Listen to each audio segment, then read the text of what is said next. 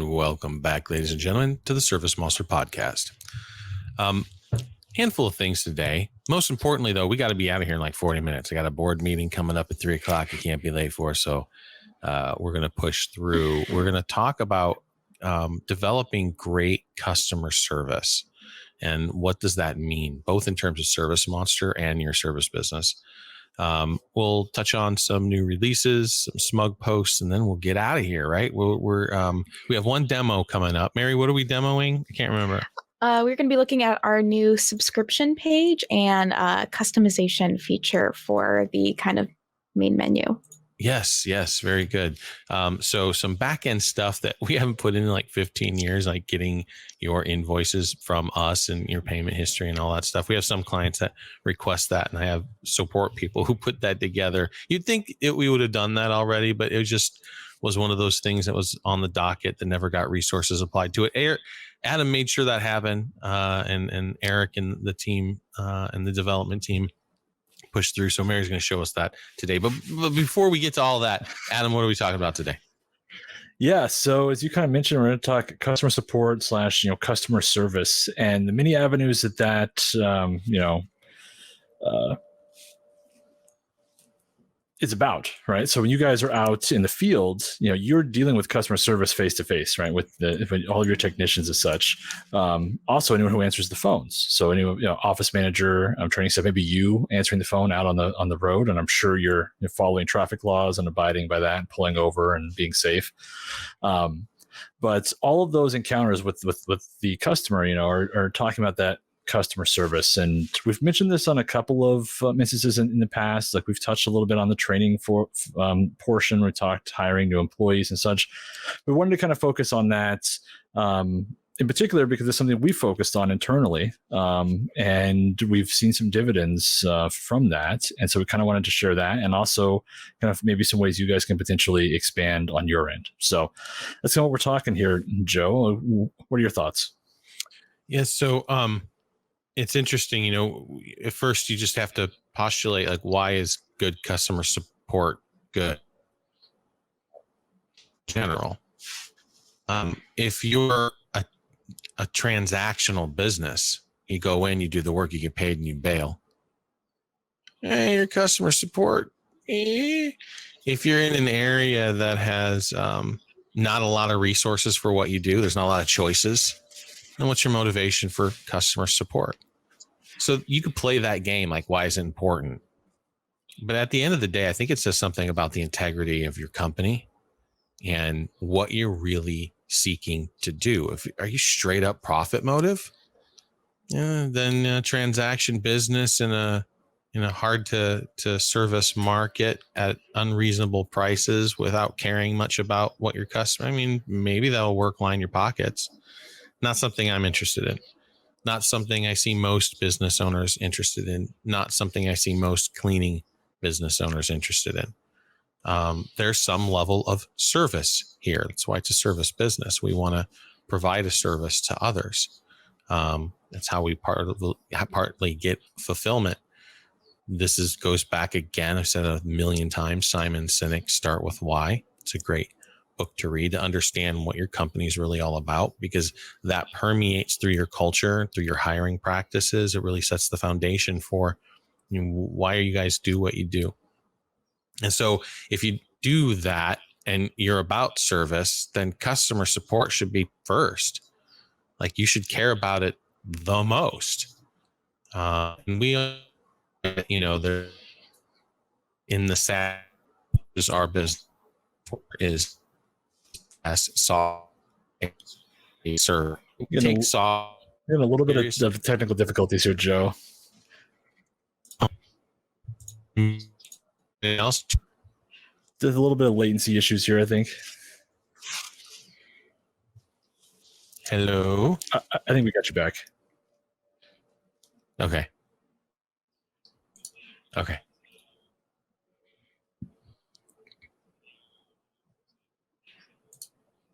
Got it. Yeah, I'll turn my camera off on one of these guys. There we go. Sorry about that. So Adam, you want to pick it up, making sure that we're good? Yeah. So I think the main point that Joe's trying to make here is just that, I'll use culture, even though this is really kind of starting with you and why you made a business. If you're looking to provide a service, that is a big portion of it. It's not just because you want to collect the paycheck from that person. It's because you're trying to solve a problem for that individual client. And if you start from that, the empathy from that is also going to sort of lead you down that path of wanting high level customer support. Is that kind of the path you were going on? Absolutely. And then, transition to that. What's that ultimately the benefit for the business? If you, remove any altruistic benefit you get for yourself, okay, benefit, fine, but that doesn't make a business, right? So how are we going to turn that into a business? How are we going to make sure that we're generating profit? Well, one really good way, you've heard us talk a million times, is repeat business. If you work hard to build the trust, if you're a company that cares about the employee and the culture and the client, when you get into the home, it's much easier to get back in the home later. It costs much less, although you should be marketing. You should be spending some money on that on a consistent client retention program. But once you've already established that relationship, those jobs become more profitable. And so having good customer support is an experience that your client is likely wanting to repeat. It's also less stressful for the employees. They're not dealing with super mad clients all the time. We do certain things that make the phone melt. We change a button color, makes the phone melt. So we've got to be cautious about what that does to our support staff. And so we look at things like making sure they're prepped when we do big things like maybe the price change, right? That we just did. And so just things like that, right? Keeping the communication pipeline open, establishing wanting to have good customer support benefits the clients, the business, and the employees that are working on providing that customer support. And at the end of the day, if that all puts together a nice little package, you end up with more referrals, which ends up with more lead generation. And so the whole thing cycles around again. And you eventually find that your best lead source is going to be word of mouth if you're doing it right. And I've seen companies shut down their lead acquisition marketing because word of mouth was enough for them to grow with. So that's it. And the other really, major factor where you're going to get a lot of your leads coming from is from reviews, right? A lot of them are going to be looking at you online, a lot of your competitors, and what are they going to do to compare them? Okay, well, this person's got 500 reviews, averaging, first 4.7. is the count. Yep. Then the score. Exactly. And so if your competition's got 10 reviews and you've got 400 up at the top, you get the first pass. Most likely. Exactly. Yeah. And one of the best things about, high level customer support is there was actually a podcast I very distinctly remember Michael talking about this. The thing that people are going to leave reviews for the most, like what they kind of view as like value and things like that, is how you made them feel. It's not necessarily about the service you provided. Like maybe you just did an amazing job with those carpets, and obviously that's beneficial because they paid for that, right? But if you made them feel like amazing and that they mattered, that they were the only client that you had that day, that everything that you did in that day was about them and them only, that's the kind of stuff that's just going to A, have them leave a review, B, make them a customer for life. And it all kind of ties into this customer kind of service oriented view, right? Rather than just trying to focus on a paycheck. And what's really stupid about the whole thing is the bar is so low. All you have to do is meet expectations, right? Show up on time, answer your phone, do what you say you're going to do, follow up, have a clean and presentable equipment, be clean and presentable yourself, be knowledgeable, have a good client retention strategy, and make sure that when problems arise, you do your best to address them. Done. You do that, and that's basic. You become an all-star, because service businesses don't do that list. They just don't. And so you just got to do that list as a bare minimum. Booties and magnets are in addition. Right now, you're like, and yes, ma'am, no, ma'am, and making sure that you are their expert, that you are knowledgeable and that you're solving their problems and that they don't have to worry about a damn thing. You got it under control and give them an amazing experience. So you do the first part first and you're already an all-star. You do that second part, which isn't really too much more, and you're a rock star. Yeah, that whole making yourself the expert, things are going to make your life a lot easier on that front. Make sure you're documenting things, whether you're using a CRM, even if you're just using pen and paper or a journal or a diary or something. There are probably a few select of you who have amazing memories. I wish that I could say that I was one of those. I'm not. But making sure that you're noticing all those small details about the client, what's in their house, so forth. And so then every time you come back, because they're going to want you back, every time you come back, you blow them away with what knowledge you have. That's what Joe's talking about, that level of expertise of their house. Like, listen, I know your carpets. I know when they need to be cleaned, when they need to be replaced. I know the exact style of rugs you have, the best cleaning process. I know your upholstery. I'll recommend you when maybe you need to do this, maybe you need to do that. I'm never going to hard sell you on something. All of that kind of falls into that. And it's not necessarily, a super easy line to cross, but it's right there. Well, so. and again, being your expert too, is it olefin? Is it wool? Is it, and how do you treat each of those differently? Like I crossed paths with someone, and I don't want to go too much details because it'll be easy to pick them out. But part of what they did was a lawn care business, and they didn't know anything about plants.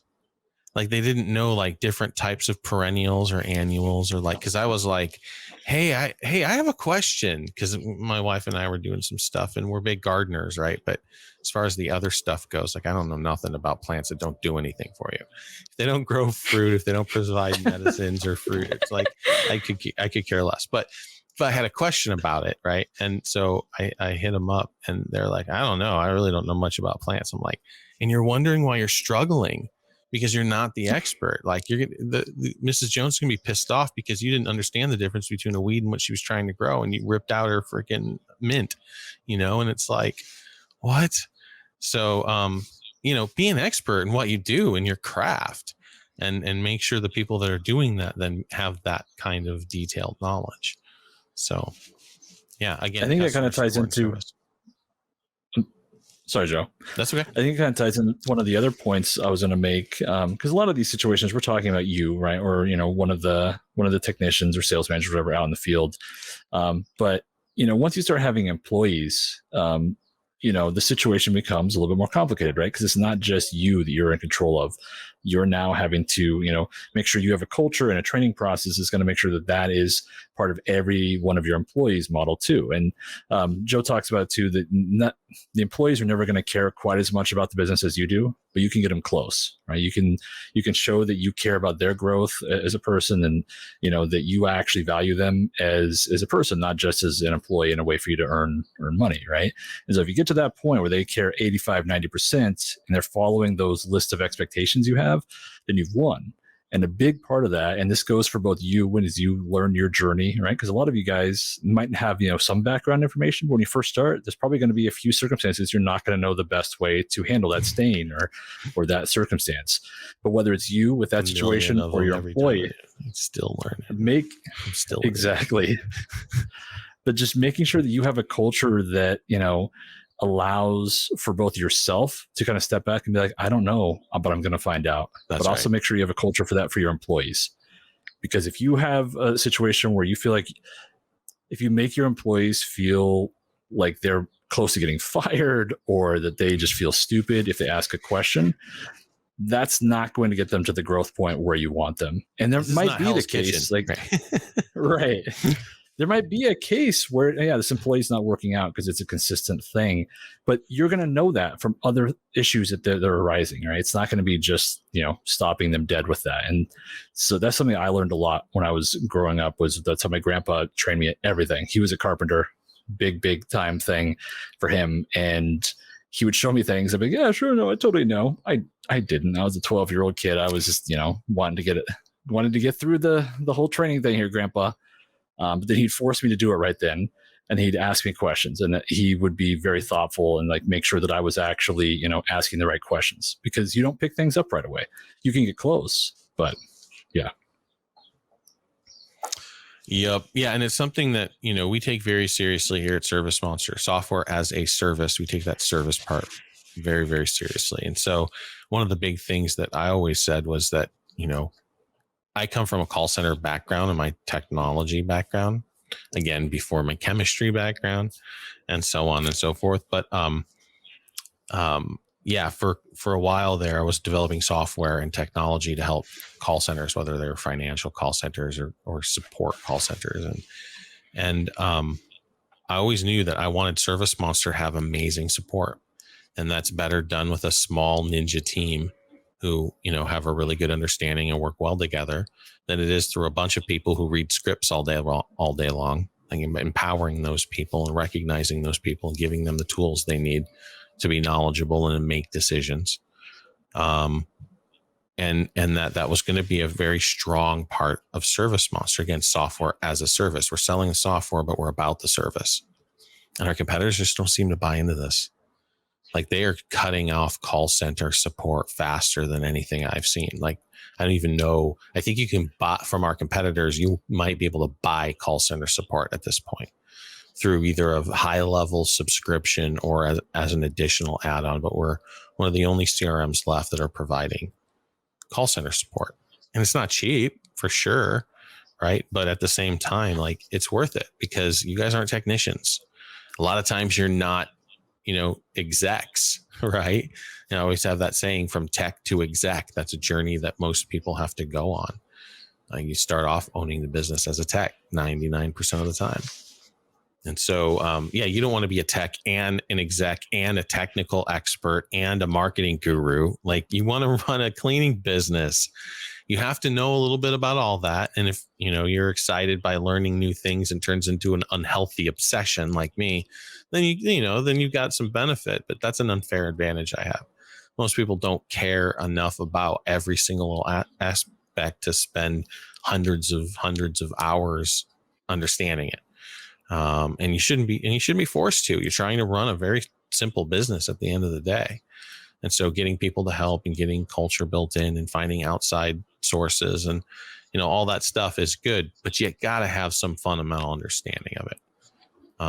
But customer support's different, right? At your core, you've got to have a good drive for good customer support, because whatever your flavor of customer support or customer attitude is, that is going to permeate the culture of the company. If you're behind closed doors bitching about your clients, then eventually your support team will be bitching the clients to their face in some way, shape, or form. So I've just seen it over and over and over again. It's amazing how much the DNA of the company takes on that of the ownership.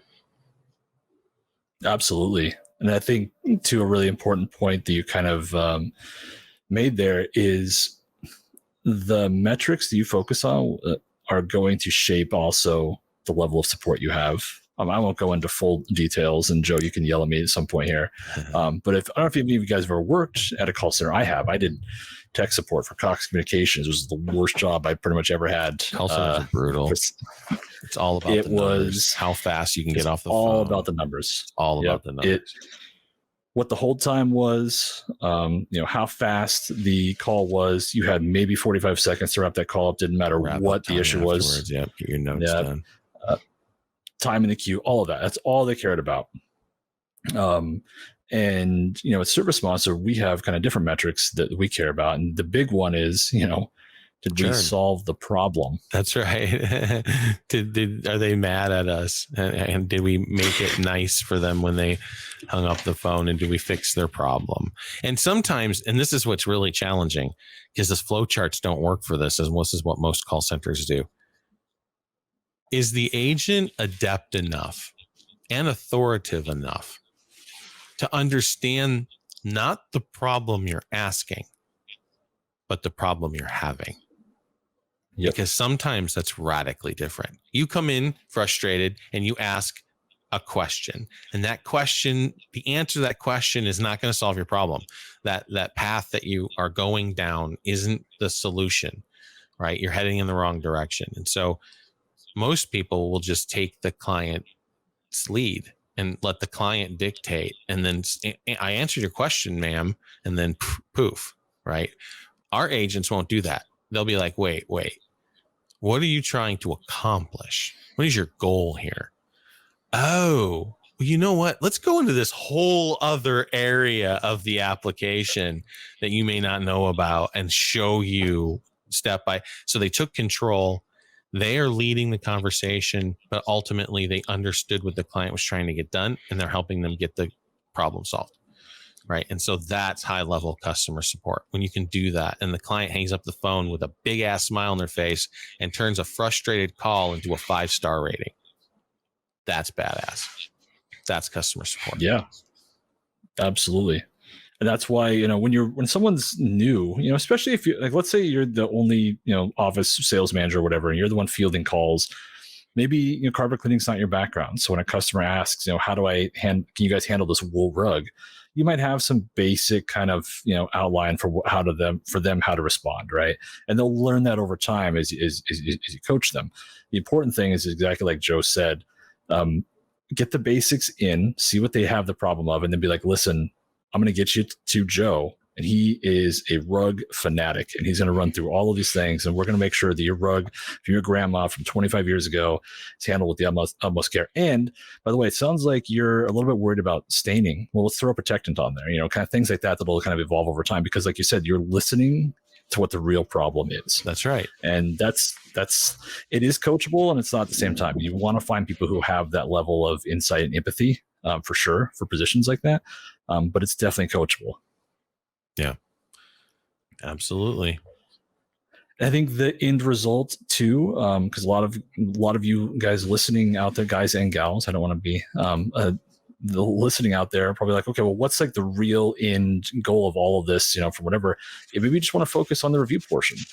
We, very recently kind of focused on the fact, like, listen, our support team gets comments all the time about how great they are.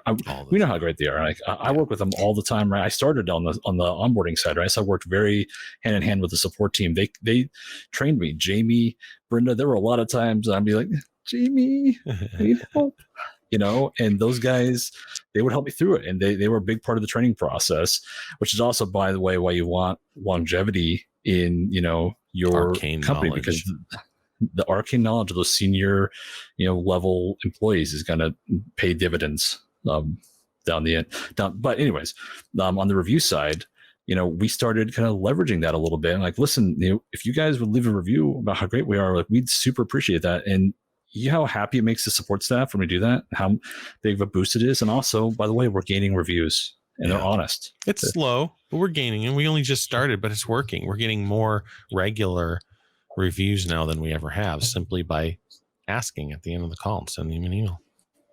Exactly. And that's something you guys can do very easily. You can use, something automated. You can use a report reminder system, drip campaign. You can do it right there. Yeah. So anyways, that's kind of what I had, Joe. Is there anything else you want to touch on? No, I think that's good. That's nice and tidy. Well, let's jump into some ServiceMonster news then. So 2 things on the desktop side. We had a release last week, 6.6.0. A lot of it was kind of some back end stuff for the price changes that Joe just mentioned there. But also, there's another cool thing as we're working on the UI for a lot of these changes. There was a project one of the devs and I had started a few months back. And it was just sort of to modernize the app and kind of give it a nice, fresh, clean look. And it was just to round out some of the buttons, change some of the styling on the UI and those buttons, and it ended up coming out really nice. We've heard nothing but positive feedback, which is a really great feeling because, like Joe mentioned, a lot of times when we make small changes like this that aren't quite so small, like a button turns red or something like that, the support lines blow up, and we always want to be cautious of that, right? But so far, all we've heard is positive things, and that's great to hear. But that came out last week, and we have another release that's coming out next week, and we're going to showcase a couple things with Mary here. So you guys are going to see a couple of the new UI changes. The first one is you guys have a brand new subscription page, and it's going to give some things that haven't been there, and also kind of just more power at your guys' fingertips to modify and edit your guys' subscription and so forth. So Mary, why don't you take it off? Yeah, totally. So here I'm just on, our homepage. We can appreciate these beautiful rounded buttons right here at the top. But on the left-hand side near the bottom right underneath settings, we have our subscriptions option. So if we click on this, that will take us to And of course, now Sometimes it wants to take its time. Sometimes the test environment has to spin up because no one's been in it. There we go. So here I can see my subscription page. So I can see my current subscription up here at the top. I can modify it by clicking on the modify subscription button. In the details section here, this is where you can basically see, your current plan, when it started, what your billing option is, when you're next going to be billed. Here you can also see your primary payment card, and you can update it right here. All you have to do is click update, and you can enter in all of that information yourself. And you can also set up to send a reminder emails to you about your upcoming charges. So if you have your billing plan set to the annual plan, so you're billed yearly, you will get a 30-day reminder coming up to that to remind you, hey, that this is going to happen. So if you need to make any changes to your subscription or card information, you can do that ahead of time. And then you'll also get a reminder 5 days in advance, no matter what type of billing plan that you have, monthly or annual. You'll get that reminder 5 days ahead of time. And then you'll also receive a confirmation, essentially email, once the payment has gone through. So you'll be able to set up the email that those go to in here. Again, all you have to do is click update and type that in. Or you can also uncheck this if you don't want to be receiving those emails at any point. In the add-on section here, this is where you'll be able to see information about your user licenses and how many that you have if you are deciding to purchase extra ones along with your subscription. And you can also view your billing history here. So this will store the last 18 months information of your billing. So you can always go back in and check on that if you ever need that for, tax purposes or for your own records. So that is our subscription page here. Was there anything I missed, Adam or Joe? No, that's definitely the one thing on the email side is that we'll have an email address by default. It's going to pull your guys' primary, the first email we have as far as your admin level email will be in there by default. You guys can edit that, as needed. And obviously only admin users will be able to see the screen. So that's kind of just a big thing to point out. The other cool thing is the previous subscription page had a feature that wasn't heavily used, but we wanted to make sure that we didn't lose that functionality for those who did use it. And we also wanted to beef it up a little bit. Took it to the gym, kind of do a little bit of impress there. So why don't you just show the customization panel?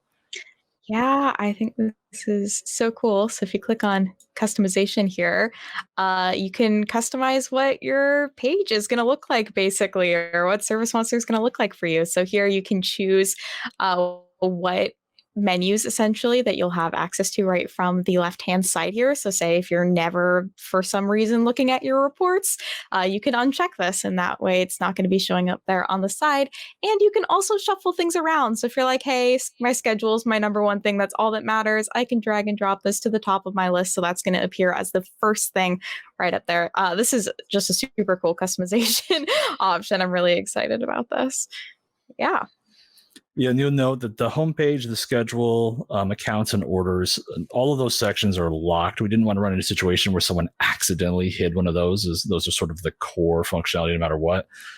Just didn't want to have anything like that. But if you do make a mistake like that, you can also just reset it back to start, and you can start all over. So one of those things that overall is a minor feature, but I hope that those of you guys who use it find some value there. So.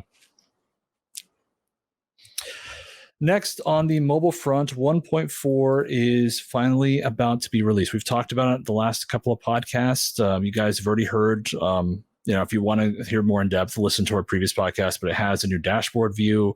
It's tons of notes improvements on there. The menu bar, so like on the accounts, the order screen, the appointment screen, that bar that has your primary kind of processes, like I want to send an email, I want to make a payment, I want to see my history, all of those, right? Those are now editable. So you can select what is visible on there and what order they're in, right? So that kind of the same thing. Similar to the dialogue that we just saw. It's similar, yeah. It's not quite the same because we're using it's mobile interface rather than desktop. But yes, it is similar. The general functionality, because I know we went a couple rounds of what type of functionality we were going to have. Yeah, we had to go that route. Joe was actually the one who saved the day on that one because the route we initially wanted to use, I don't remember exactly why it was breaking. There was some portion which most people aren't going to be able to see, and then we had to do an edit anyways in order to bring it back. if they wanted to bring back buttons. And so it's just kind of weird for our non-app savvy users. So instead, we just said, since we need a dialogue, let's make one dialogue to rule them all. And that's where you can turn it on or off and change the arrangement. And now you can customize your toolbar at the top there. We've had several requests for that, which I was surprised by the ingenuity of the users there. So there you go. Ethan did a great job. It's important to note too on both of those, these are user settings. So, if you've got Bob and Joe both logging in, they're both admin users, and Joe wants to see 6 of them and Bob wants to see all of them, that's totally okay. They're going to save to whatever the user logged in, they're your settings, right? So the other cool one, which we mentioned before, I believe it was Paul. I wish I had that pulled up now. I think it was Paul asked about the show route feature on Google Maps, and we got that added to mobile as well. So does that still require the long press, or did you guys do a tap? I actually, I have to go in and double check. I think it's the tap because we had So, but now I have to go double check. we talked about this about 2 weeks ago. Then Ethan was out for a little bit. So that's why I don't remember. So I'm asking you. Right. So that's what we got coming up on mobile. We'll probably the staged rollouts will probably start next week at some point, and then full release it probably end of the week or early the following. So, As far as SMUG goes, we got a post from Paul that I wanted to put in here. Just it's kind of what I touched on earlier. Maybe this is too much, patting myself on the back. But I love that Paul just came into SMUG the day after our release. I was like, is it just me or am I noticing some new fancy buttons and layouts? And a bunch of thumbs up. And I don't know. It's just kind of one of those things. A lot of the times the feedback that we get on the dev front is sort of like, this is what you're missing. This is what you're missing. This is what you're missing. This is what you're missing. And while it's not we don't do these changes to pat ourselves on the back and feel great. We do them to make your guys' lives better, right? That's the end goal. And so we know that came out as a positive.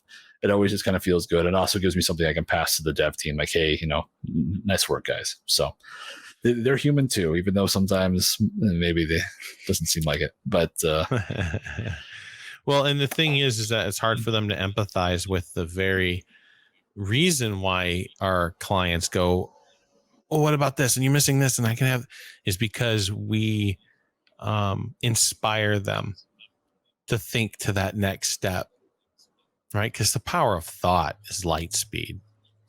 And so when you see something and then you're like, oh, I love this, and then start realizing all the different ways you can utilize it, and then start realizing that the system may not be out right now that supports all those amazing true ideas that you came up with.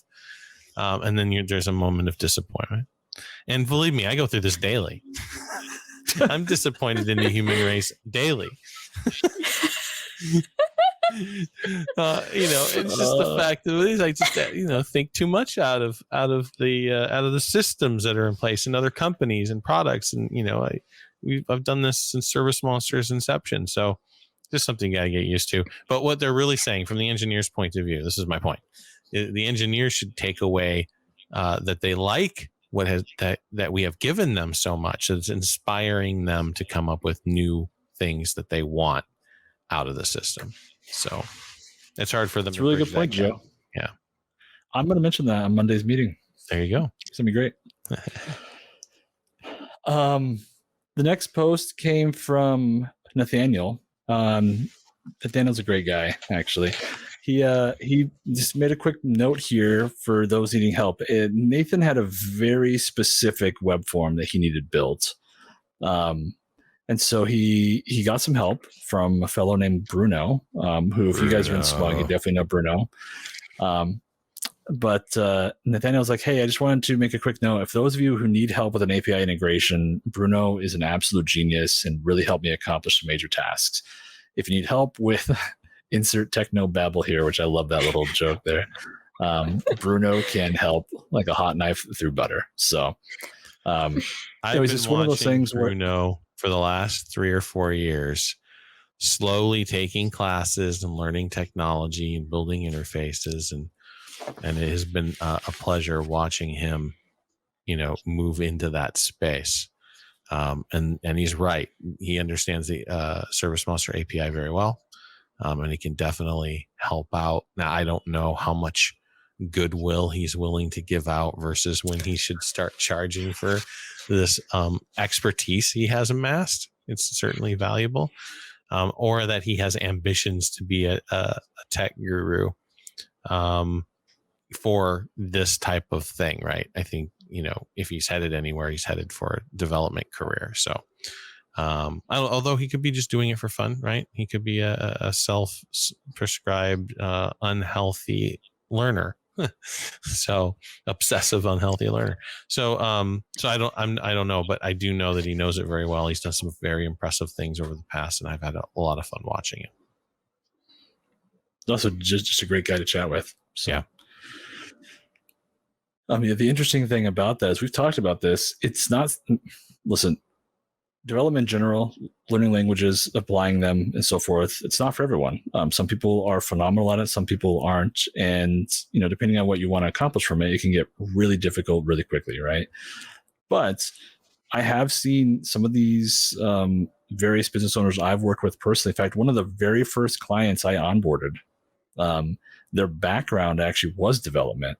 And the big reason why they came to us is because of our API. And so that was a very daunting task for me, just learning that from scratch. It was probably my third or fourth overall training. They were great. They still use us to this day. And the amount of integration that they've been able to build in themselves because of that knowledge is phenomenal. It's actually kind of breathtaking, kind of what they do, especially because their particular service, which I don't really want to name, I feel like it'll, but their particular service was not necessarily one of our primary that we used. So my point is, if that's something that you guys are interested in, you guys and gals, I don't know why I keep saying guys, I just keep, but if you guys and gals are interested in that, it's definitely a great skill that can help not only your current business, but also if you have other aspirations and such too. Very cool. All right. What else we got? Otherwise, Joe, that's it. Because I cut a couple things out just to make sure you could get out in time. So awesome. All right, everybody. Well, until next time, hey, leave a comment if you're paying attention.